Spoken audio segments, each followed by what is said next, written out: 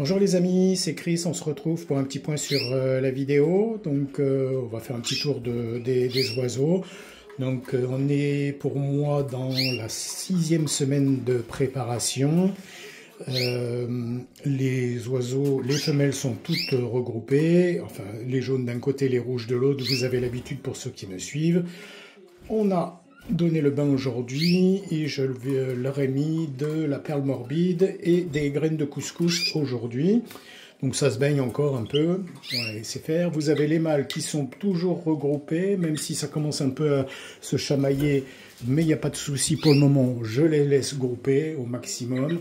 Bah, bien entendu aussi le bain, même régime alimentaire aujourd'hui. Il y a une distinction au niveau de la distribution de la fréquence de pâté, comme je vous l'ai expliqué la semaine dernière. On va revoir ce que j'ai donné sur cette semaine. Voilà les rouges là qui ont pris le bain, avec un beau petit soleil bleu derrière. Je pense que j'ai un peu le contre-jour, je vais essayer de tourner un peu, voir si on les voit mieux. Non, je crois que c'est pire, donc il vaut mieux qu'on laisse comme ça avec le beau ciel bleu que l'on a sur Montpellier aujourd'hui. Les mâles aussi, voilà, ça s'est baigné,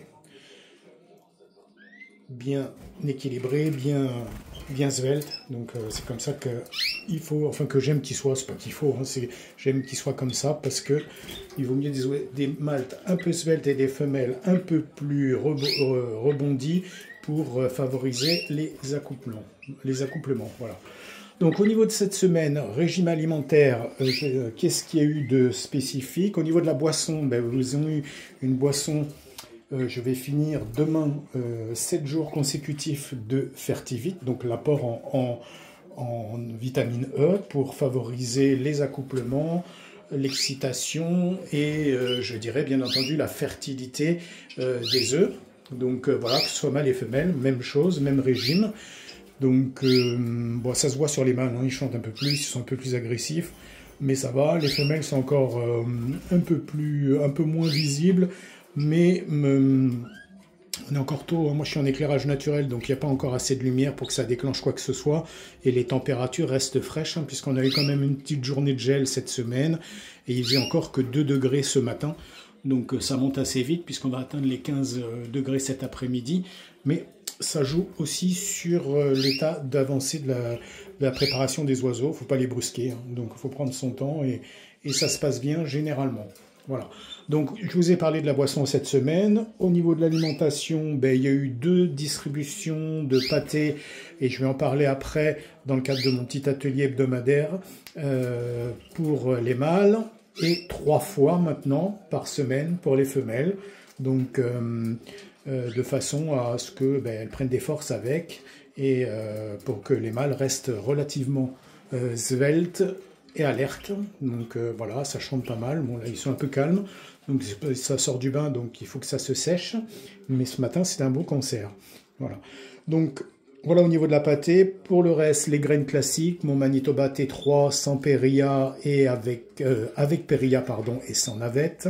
Donc un régime avec moins de graines noires, pas trop riche, pour ne pas trop engraisser et perturber le foie des oiseaux. Pour le reste, ils ont eu 2 distributions de graines de chenille ou de chanvre, suivant comment on l'appelle, ça dépend des régions et des gens, cette semaine. Donc là aussi, apport en vitamine E, protection diverses au niveau du foie et du système digestif des oiseaux. Et ils ont eu une fois cette semaine, de la graine de chia, dont j'avais déjà expliqué dans une vidéo précédente l'apport nutritionnel et ce que ça pouvait donner au niveau des oiseaux. Voilà. En termes de pâté, donc qu'est-ce que j'utilise comme pâté? Donc je fais déjà à la base un mélange, ce que j'appelle 1 pour 1, donc 100 g d'une pâté et 100 g de l'autre à égalité.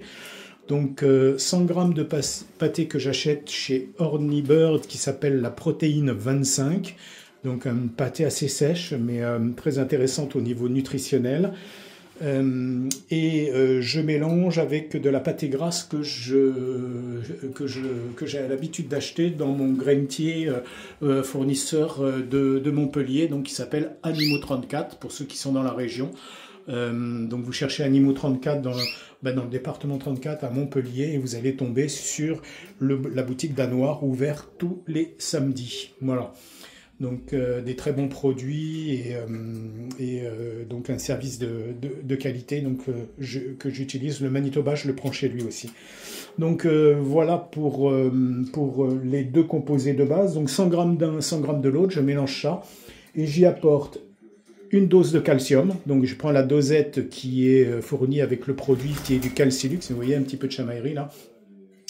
Donc du Calcilux, donc vous prenez une dosette par 100 grammes de pâté, donc vous faites ça, donc ça fait 2 dosettes si vous faites 100 et 100 des deux pâtés, donc vous respectez bien ce qui est indiqué sur les produits et utilisez la dosette qui est fournie avec généralement.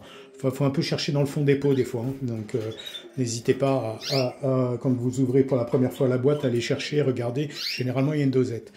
Donc vous avez aussi la dose qui va bien de Bridmax dedans. Je rajoute aussi la dosette, regardez, vous voyez, ça commence à s'échauffer un petit peu. C'est toujours les deux mêmes en plus, hein, donc voilà, il n'y a que ces deux-là qui se chamaillent. Donc une dose de Omnivit, donc c'est une vitamine à spectre large, voilà. Et je rajoute aussi un prébiotique qui s'appelle Antrobac. Là par contre c'est une demi-dose pour 100 grammes de pâté, donc une dose pour 100 grammes de Hornibeurre plus les 100 grammes de pâté grasse. Donc voilà. Donc voilà ma pâté, la base c'est ça. Ils ont ça toute l'année. La nouveauté cette année que j'ai introduit pour la première fois, le Bridmax qui m'a été chaudement recommandé et dont je vois pas mal de bons messages et de bons résultats chez les éleveurs. Donc je vais essayer ça. Cette pâtée, donc ma recommandation c'est d'en donner toute l'année. C'est pas la peine d'en donner souvent, mais au moins une fois par semaine, voire deux. Et vous évoluez avec cette pâtée là toute l'année. Alors pourquoi toute l'année? Ça permet à vos oiseaux de s'habituer à cette pâtée et vous n'aurez pas de mauvaises surprises dans le cadre de l'élevage des jeunes. C'est-à-dire que si vous changez brutalement de pâtée pour un oiseau, il peut y avoir pas un rejet, mais il va peut-être pas s'y intéresser, pas vouloir la goûter, et ça peut être redoutable pour l'élevage des jeunes. Donc il vaut mieux qu'ils soient préparés, habitués au mélange, aux produits, plutôt que de les changer à la dernière minute. Ça m'est arrivé, mais bon, c'est cas de force majeure, il y avait une rupture de stock, mais ça s'est bien passé, mais je vous le dis, ça peut être délicat dans certaines circonstances quand l'oiseau n'est pas habitué à manger, hein. Vous voyez que moi, je vais vous prendre l'exemple parce que là, je l'ai sous les yeux des perles morbides. Au début, ils n'ont pas trop apprécié. Je me suis dit, bon, ils n'aiment pas, etc. Mais il ne faut pas hésiter à forcer, voire à diminuer un peu des nourritures dont ils ont l'habitude et dont ils sont friands. Pour que petit à petit ils s'habituent à la nouveauté qui a été introduite dans leur nourriture et maintenant je dirais les perles morbides elles partent direct, hein. Donc voilà, donc n'hésitez pas à maintenir la pâtée, la même marque, pour qu'ils soient habitués et prêts au moment de la repro et surtout pendant l'élevage des jeunes à bien l'utiliser et à la manger. Voilà, ça sera tout pour aujourd'hui les amis. Je vous remercie pour tous ceux qui me suivent, les anciens abonnés, les nouveaux, tous ceux qui écrivent des petits commentaires, des petits messages, c'est toujours important. Je vais saluer quelqu'un qui m'est cher, qui s'appelle Jim Chass, qui est de retour sur YouTube avec des vidéos, vous irez voir, il a quelques oiseaux sympas. Et surtout son perroquet Punchy, superbe et apprivoisé, il lui fait faire des petits tours, donc c'est assez sympa. Donc n'hésitez pas sur YouTube à aller le voir. Jim, c'est lui qui m'a mis le pied à l'étrier pour faire ces vidéos il y a déjà pas mal d'années et je le remercie encore de ça parce que franchement j'y aurais pas pensé.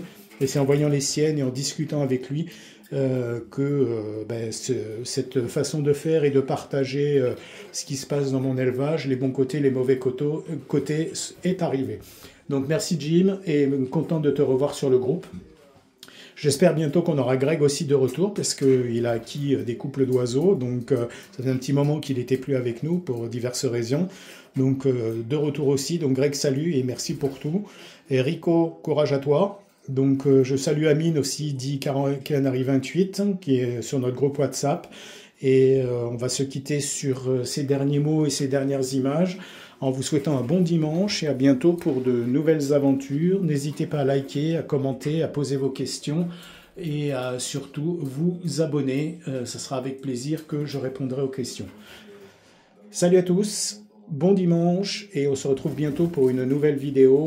C'était Chris de Montpellier.